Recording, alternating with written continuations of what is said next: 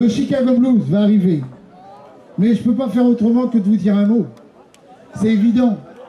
Le Chicago Blues, surtout actuellement, le Chicago Blues, c'est pas rien. Vous vous en doutez bien.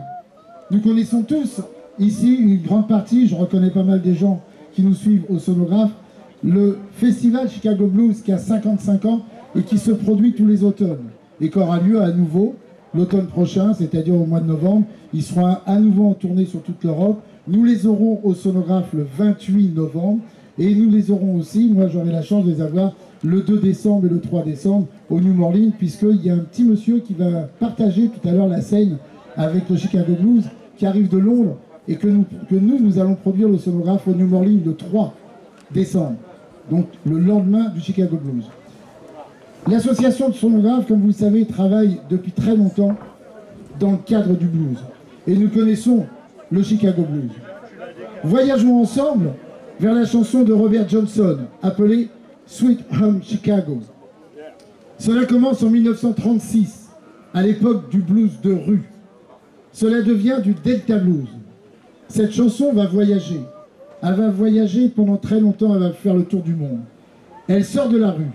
La rue, c'est l'espace de liberté où tantôt les oppressés et ceux qui sont menacés sans cesse par le Ku Klux Klan et qui ont peur pour leur vie, la rue qui est à cette époque le seul endroit où tantôt le maire de Chicago, qui s'appelle Washington, cherchez l'erreur, autorise les joueurs de blues à jouer pour gagner un peu d'argent, pour nourrir leur famille et rencontrer le monde, et tantôt ça leur est interdit. Une fois on leur autorise, une fois on leur interdit.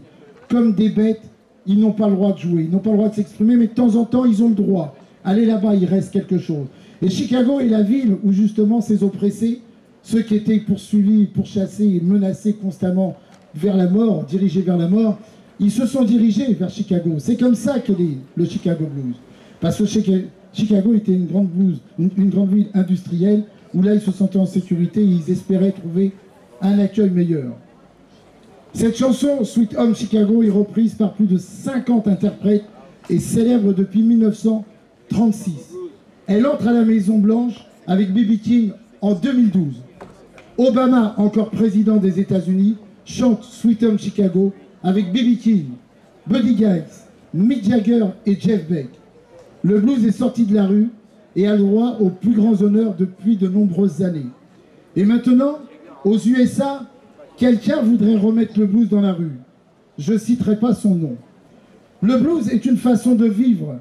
Et comme il est dit dans le roman La rivière Hemingway, roman écrit par M. Pierre Gonzalez, maire de l'Île-sur-la-Sorgue, après l'errance sur les chemins difficiles, un jour on finit par trouver la ville capable de réunir tous les éléments de notre vie afin de les assembler et enfin espérer vivre de manière paisible sur une terre avec nos différences.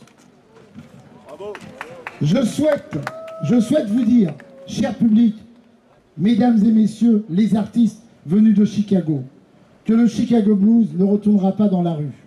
Avec le sonographe, le Chicago Blues ne retournera pas dans la rue et la rue du blues ne sera pas au sonographe. Le sonographe est et sera en France toujours votre foyer, Sweet Home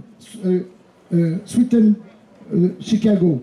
Et même chose, l'Île-sur-la-Sorgue, la ville de l'Île-sur-la-Sorgue, Sweet Home l'Île-sur-la-Sorgue, si la ville qui accueille le monde sans différence fait le choix que le Summer Blues Chicago 2026 soit présent ici, Chicago sera à nouveau présent à l'Île-sur-la-Sorgue. On vous laisse en compagnie d'une grande formation. Merci à vous.